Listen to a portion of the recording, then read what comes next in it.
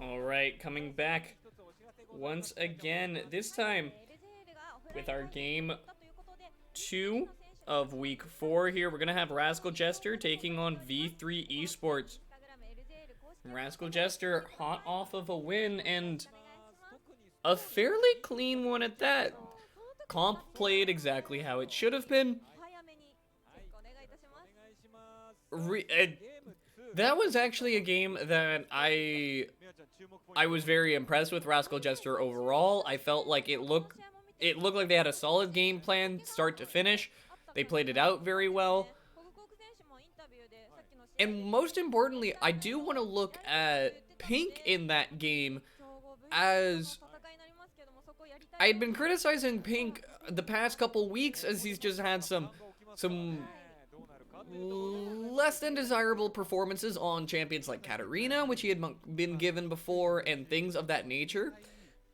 And every time they're passing him over these picks, he just has not been showing up on them, or he just has outright not been useful, or he's been getting bullied, and it's sort of, you know, a lot of other teams look to pick on Pink as a weak link in the comp. And that being said, that performance, I felt like you give him a support champion. His laning was fine. He didn't seem too pressured.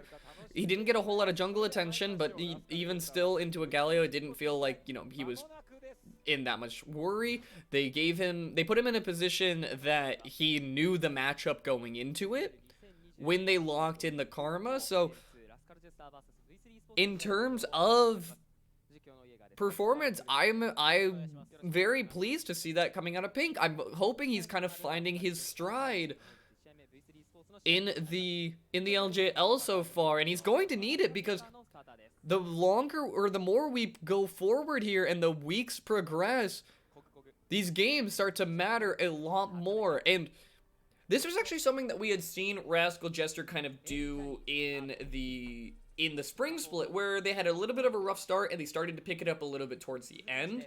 We're cresting out of this early game moment where, we still have a couple new players, a couple teams are still adjusting to rookies are still adjusting to pro play, but that time for excuses is starting to pass. We're not online anymore. Rookies need to be ready to play in the pro play stage, and this is one of those matchups where I feel Pink is going to be challenged the most. The mid-jungle duo coming out of V3 Esports is just so strong. They give so much attention over to just... Overall, Boogie is just a very, very aggressive jungler. I've said this before, I think he is one of the best junglers in the LJL. And, you know, his resume really speaks for itself. Previously playing on Flash Wolves, he did go to Worlds in 2019. So he has all the, he has all the repertoire and resume to speak for itself. And when you pair him in the kind of comp against that, or when you pair him with a team like V3, and you put him with a mid laner like Ace, who is willing to work with him, and willing to kind of... They set each other up very well. I think just what we've watched throughout the split has really been impressive, and I'm hoping we'll be able to see some more of it going forward going forward throughout the series. For Rascal Jester, however, this would be a very important game for their standings, as putting a blemish on a team that ultimately looks untouchable right now would be a great sign for things moving forward. Although, that being said, V3 are not 6-0 in the split for no reason. It feels like they are just prepared for nearly every game that is being thrown at them. They had close games with DFM and Sengoku respectively, and even CGA. CGA did actually put up a decent front as well, but every time V3 were able to emerge victorious and have really kind of cemented themselves as the first place team. CGA not too far off and follow. They've also been performing very well this split.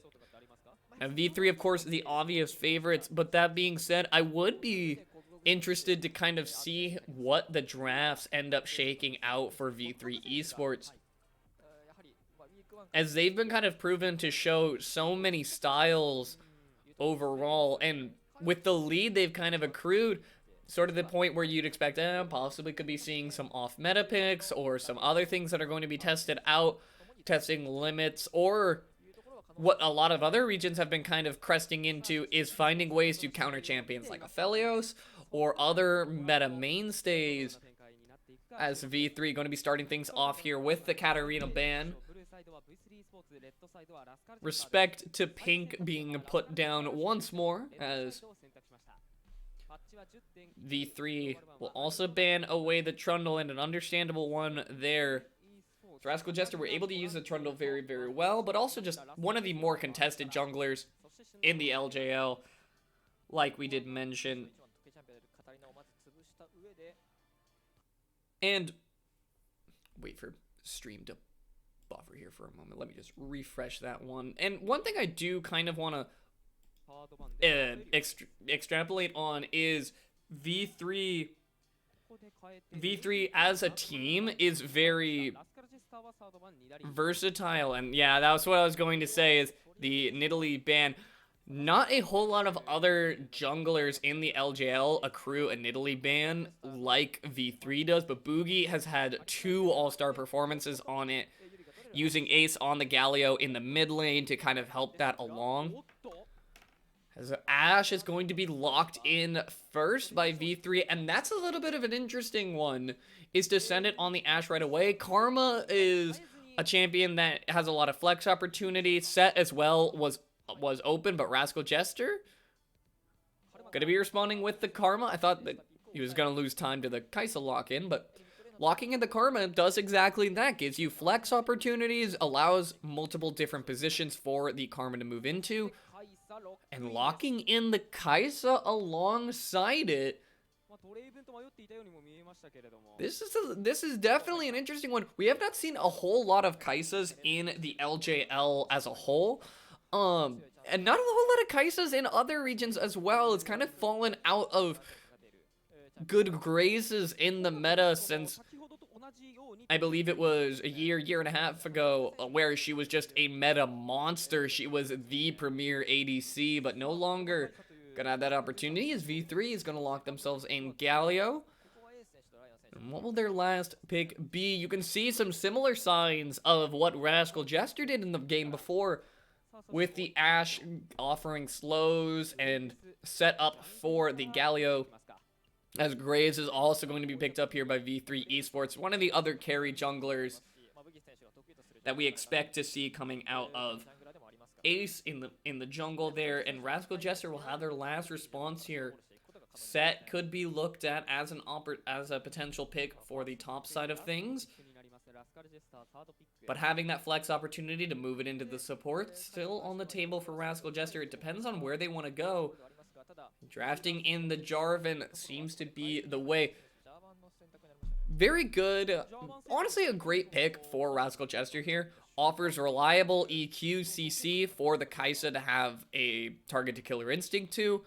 Benefits immensely from getting a move speed bonus from a single Karma E, so that you can hold the mantra for the rest of the team following. While Rascal Jester are going to look to pinch away the support pool a bit, keep the Kai'Sa safe, as Kai'Sa is a little bit known for a weaker laning phase. While V3 Esports have a couple of options. They can attack the support pool as well, but they can also look to pinch away the mid lane if they want to kind of remove a couple options from Rascal Jester. Wouldn't be surprised to see a LeBlanc ban coming through on the side of V3 Esports. Braum is going to be banned away as well. On the side of V3's side of things, I wouldn't be surprised if we were looking at possibly a Wukong pickup here, or something that can kind of disrupt a lot of what Rascal Jester want, as they're already drafting themselves into a very go-forward, very kind of... It's to use LS's terms, it's a red-centric comp. It is very aggressive in nature, has a high dive potential, and we'll see what Rascal Jester look to kind of complement it with. As they're starting things up, the Leona is going to actually be locked in here, as the support pool has been heavily pinched away in this kind of a game. Leona offers the engaged support option, that CC brawly nature that can go forward. In light of a Nautilus, a Braum, a Thresh, all meeting the ban table, which are mostly the supports that you would be looking for in that regard. But V3 going to draft themselves up an Ornn and a Set to round out their front line in this game. While Rascal Jester, their last pick to be decided, and will determine where this Karma is going. A Wukong, a great compliment to this one. Like we said, Rascal Jester are kind of drafting themselves very well into the let's all in style. And we'll see what they're able to net from it. They have a lot of the premier picks for that style. And the other thing is, they took away a decent amount of the defensive picks that would make this comp hard to run. Braum, not on the table. And once you saw the Galio picked up, it's sort of a signature pick of Ace that Rascal Jester kind of, no, okay, we can kind of expect that there's not going to be an Azir pickup in this game. V3 had an opportunity to flex it out, but instead they sort of trade out for having a bit of a beefier front line. Set and Ornn offer so much CC that it's a great tool to try and disrupt people that are diving in on you.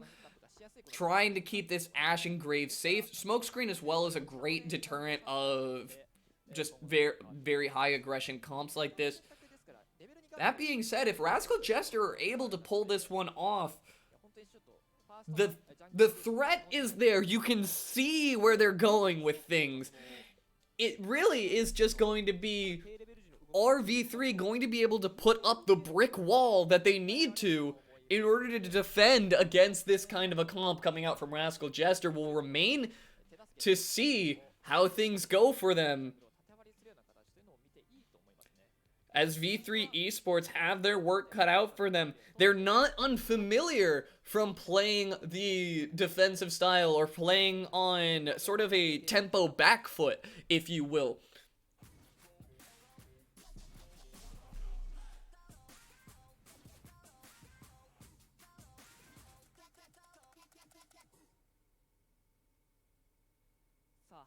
LJL 2020サマースプリットウィーク4ゲーム2ラスカルジェスター vs V3 スポーツスタートです。 We'll start things off right with a pause, as we'll take a brief moment for technical difficulties. But one thing I do kind of want to... One thing I always like to look at the start of games is I want to you look at each team and you say, okay, what is your kind of win con? How are you going to be pulling this game out? And for the side of V3 Esports, it really comes down to a lot of disrupting the dive coming out from Rascal Jester. There's a lot of options of Ashe Arrow, Ashe Volleys to try and just deter any real aggression. I think volleys and smoke screens are going to be flying in this kind of a game, where there's going to be so many opportunities where you need to try to slow the advance of Rascal Jester. And the second they get over-eager, it will come down in large part to Set and Galio peeling away for the Ashe, for the Graves, that will be the ones bringing in a lot of the damage. The sort of benefit that I do like about Graves in this comp is that one of the things Graves suffers from overall is a little bit of a shorter range on his auto attacks, and then towards the later ends of the games, or towards the later end of the games, it's very difficult for Graves to try and get forward enough to get a lot of damage out, but in this case, he can use the dash defensively alongside his smokescreen to try and buy himself more space and wait for Rascal Jester to come into him. It's just a test of, are you going to be able to stop the ball that's rolling at you, or are you going to get flattened by the comp of Rascal Jester?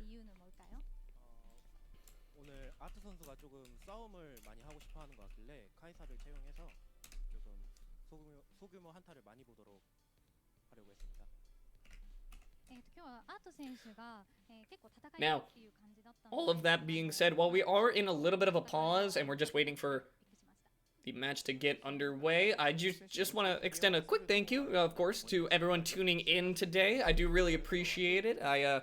I'm Dr. No. I do all LJL casts in English, so I have done all the spring split in the past. I have most of the VODs, although I did have to get rid of a couple options overall, or a couple of the VODs, just because with the DMCA and everything, I did lose a couple of the VODs. But most of the, I know all of the spring split VODs are all on my YouTube, as well as all of the summer VODs are going to be up there as well. The way I do things here is I do the first 4 games live alongside the LJL stream. And then tomorrow I will be doing the other 4 games same time as this broadcast starts. So it's 9 p.m. for me here.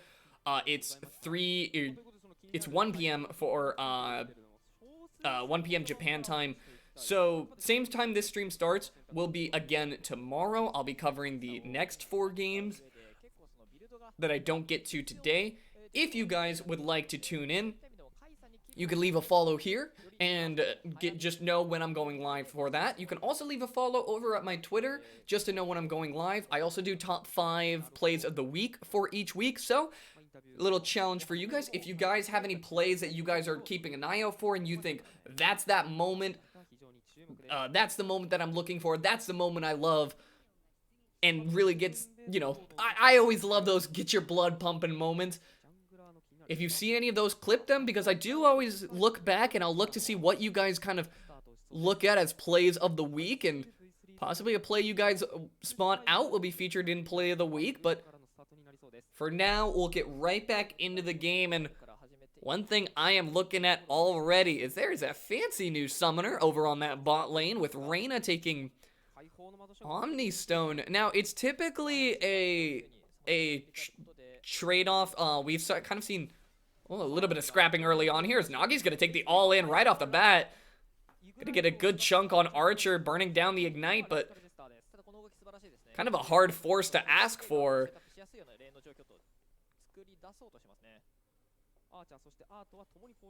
But what I was going to say is it's typically a trade-off for V3 or for sets to either take Phase Rush or well, really it's mostly Phase Rush these days. We've seen kind of the days of Aftershock set or Conquer set kind of falling, unless it of course is up to the top side, in which case usually it's Conquer.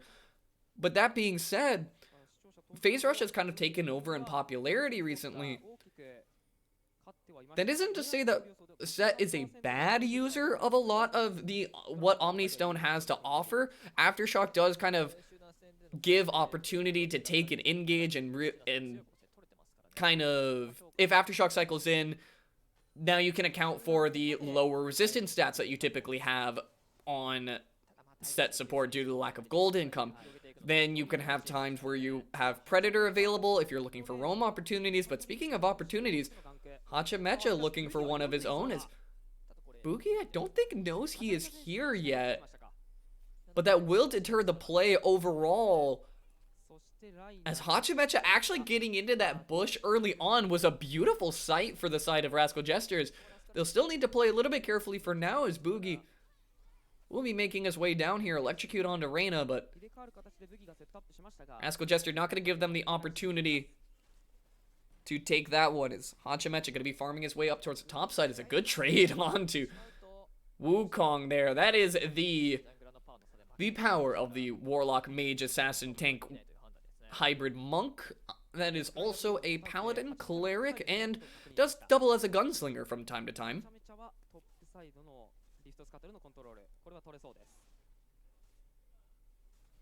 Or a man of many titles, but in this one has not gotten his most recent nerfs of the HP build nerfs. There was the, I believe that is on live at current, but not live to pro play. Ace is looking to try and set something up for Boogie here, waiting in the wings. Justice Punch in. He's not going to get the taunt, but he will get the flash, as Pink is forced to flash away from that one. And a Hawk Shot going to spot out Rascal Jester's jungler. A lot of information given over to the side of V3 Esports.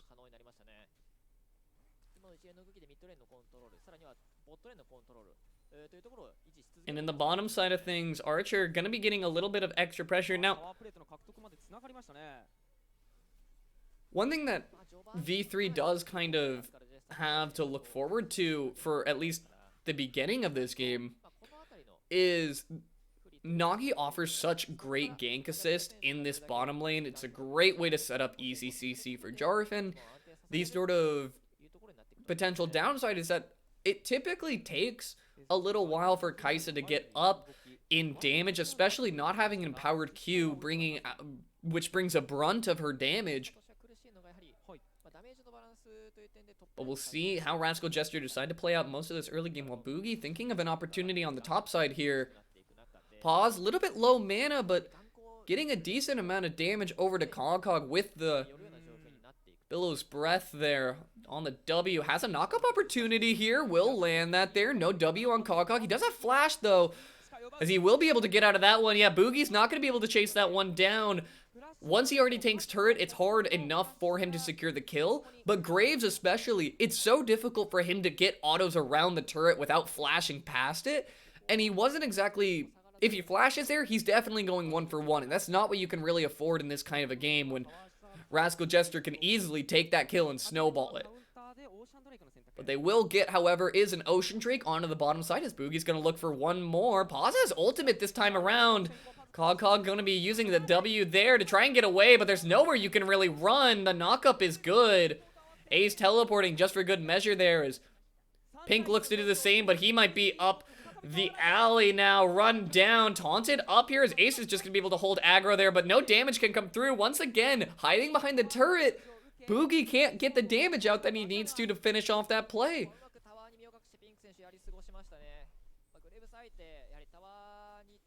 Good stuff over to V3 Esports for getting the first blood there off of the dive, and all Pink really needed to do there was just kind of hide and just say, don't touch me, I have my turret, and Graves, sort of limited by his autos, cannot follow that one all the way through.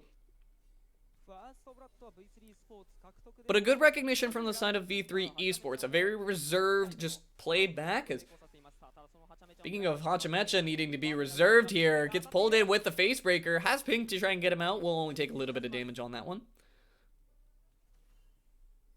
While Rascal Jester will take that pressure to clear away a ward on the bottom side. And as of right now, Hachimecha still looking to try and get a little bit of value onto this side of the map here. And while Boogie did get first blood, he hasn't been able to take it back yet to be able to spin that gold. There is inherent value right now on the side of Boogie. Of course, getting the first blood is important, but another opportunity presents itself. Ace gonna find the taunt there. There's no way out of this one for Pink.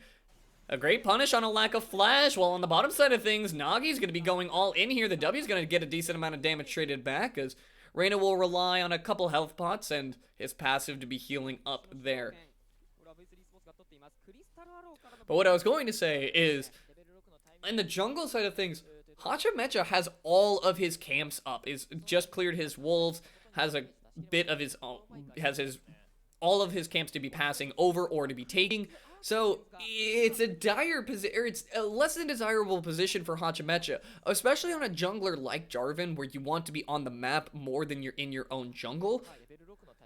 if what you're doing is only just keeping pace with a Graves in the farm department but losing out on overall map pressure, that is not going to be a good sign for Hachimecha going forward.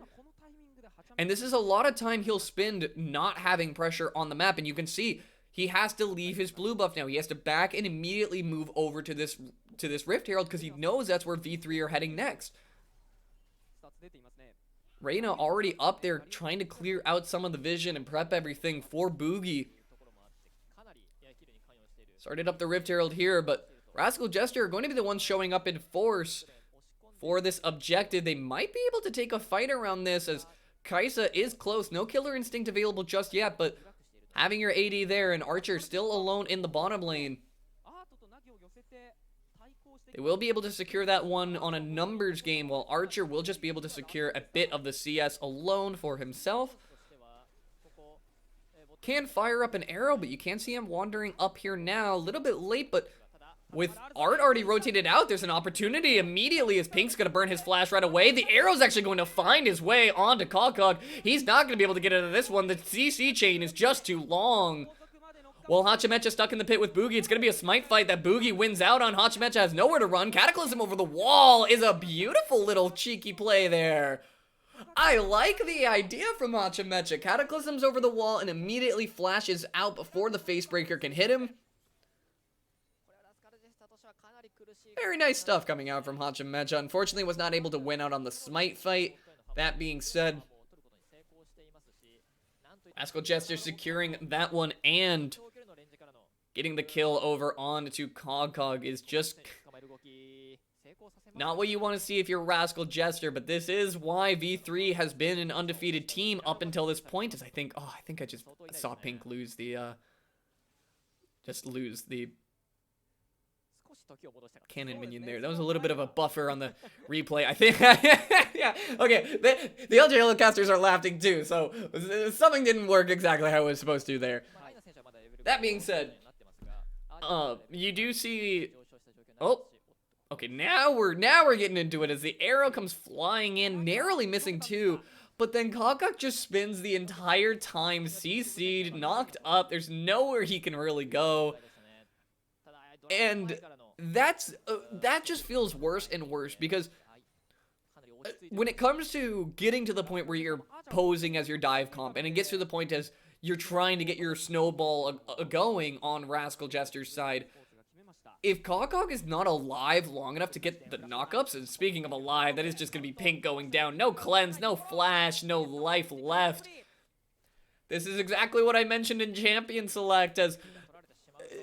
or into the pregame, rather, Pink can just be picked on so hard by the aggressive mid-jungle duo, as Rascal Jester are just going to be showing up here to try and pick up the scraps of this wave, as Nagi's going to get found out here. Has Aftershock to try and keep him alive, as he's going to be forced to flash away. But with flash down on him, that will be enough pressure for V3 to start up this Infernal Drake. Looks like Archer is going to be pushing in that bottom lane wave before they get their attention onto that one, but there's not a whole lot of answering power on the table for Rascal Jester at the moment, but V3 look like they want to try to pressure up the mid lane wave if they can, spawning up the Rift Herald here. They should be able to get the turret down here with just this charge. Paz going to be picking up the solo gold on that one. Will only make the Ornn tankier than he already is, and grabbing an Infernal Drake will help pad the damage. V3 are in a great position in this game.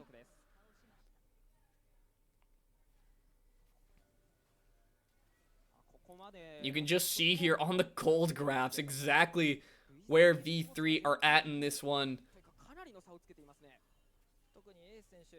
It's a bit of a testy position for Rascal Jester. Now, that isn't to say that their options are completely expended in this game. There are still opportunities for them to find plays, but they'll really need to start working the map heavily if they want to find any chances. One of the other nice things is that they're a team that benefits heavily from Cloud Soul. So if they're able to find a couple picks and make it work towards getting that Cloud Drake, or getting towards that Cloud Soul, could be a potential way to keep their dive threat potent. On the side of V3's thing, or on V3's side of things, keeping the same tempo up that they have been so far has been working. If it ain't broke, don't fix it. But that isn't to say that V3 aren't punishable in any of their positions. Ace having the Hero's Entrance ultimate does give a bit of room that, you know, he has that near global ultimate, can show up to a lot of plays across the map. So it will really be on Rascal Jester to, when you make a play and you make a call, you need to be decisive. You cannot try and double back against their comp, because when it all comes down to it, Rascal Jester need to be all-inning off of these side lanes, and you can see how hard it is for them to even find punishes on any of the lanes, as everywhere they go seems to be warded. But right now, Rascal Jester's objective is going to be opening up this map, taking a couple of these turrets, giving them more room to punish V3, because as a turret game stands, V3 have almost exactly what they want. Only having the mid lane turret down means that the vision is very easy to set up a safe side for. It gives them the most amount of room to set up vision to keep those pushes safe, but then it keeps these side lanes short enough that Rascal Jester don't give the room to try and dive onto you, to try and catch you out in. On the top side of things, seems to be the focus for V3 Esports. Hachimetra's in a little bit of an interesting position here. We'll find Rain out, EQs. The knockup's good. Should be able to just Cataclysm him to try and knock him down. Heroic Entrance is going to come in. Find two there. As Boogie's going to find a ton of damage onto Art. That's going to be him going down very quickly. Soon to follow Hachimetra. Kokok's doing what he can to try and all in onto Archer. Will it be enough? He flashes away. The volley is good. He'll find the Wukong. And Pink, the last remaining member, is just forced to run away, while V3 should have a little bit of time to push up into this mid lane turret, possibly knock down their inner turret there.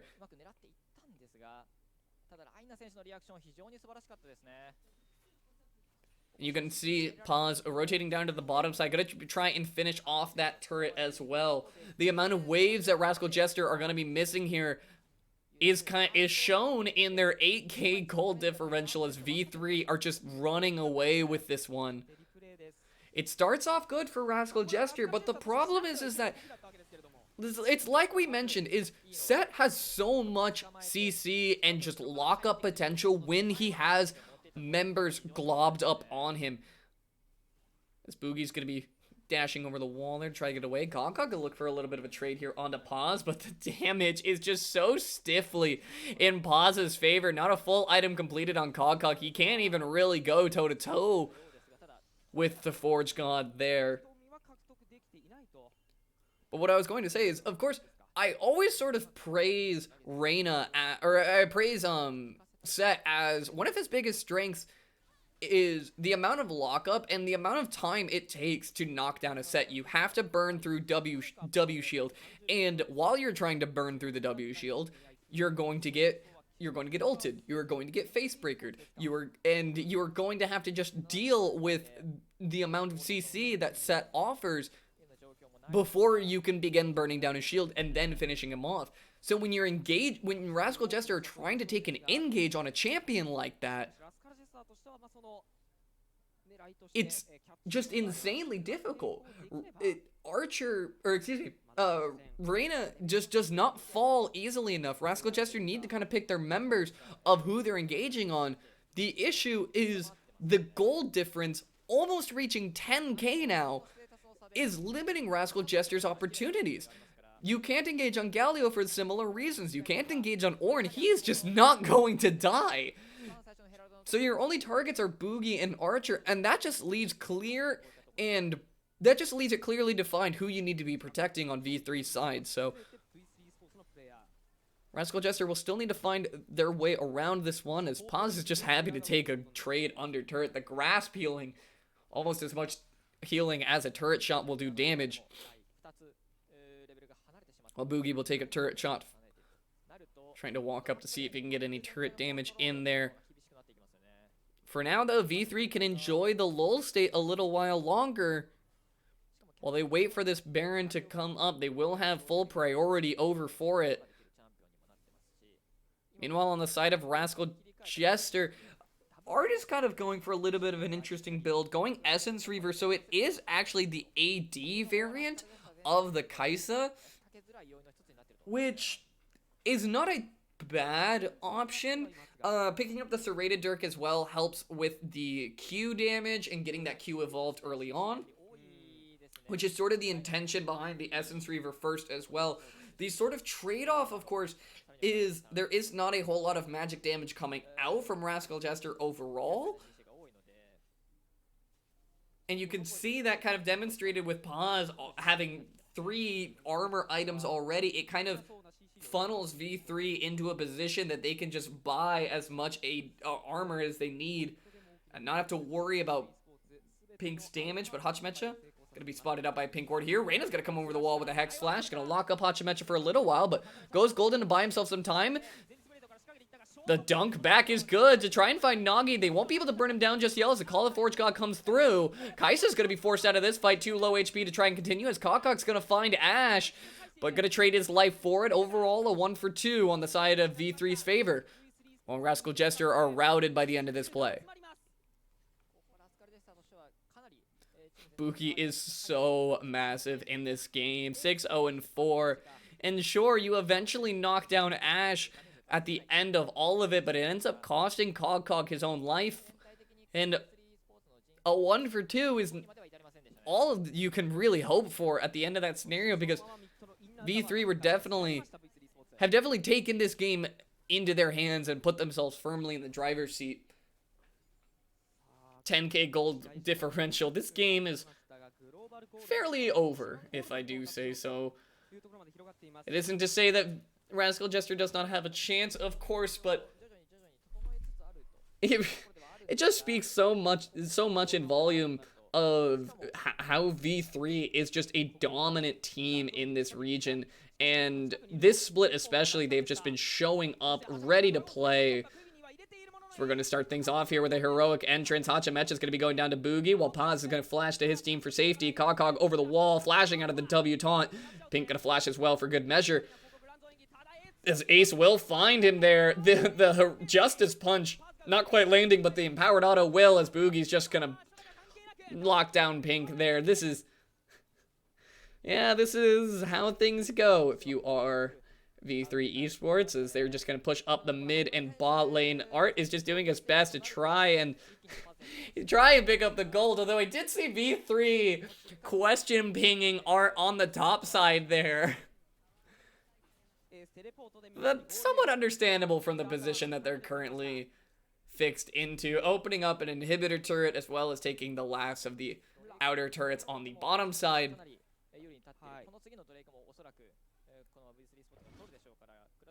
We'll watch this replay one more time, and Cog is just going for the all-in here, but Paz is just far and away too tanky. He buys so much time for the rest of V3 to come in.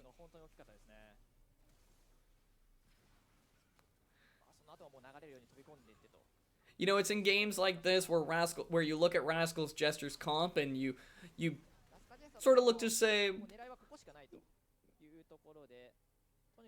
it's not exactly like it was a draft mistake on the side of Rascal Jester's side. You know, you can see what Rascal Jester's comp wants to do.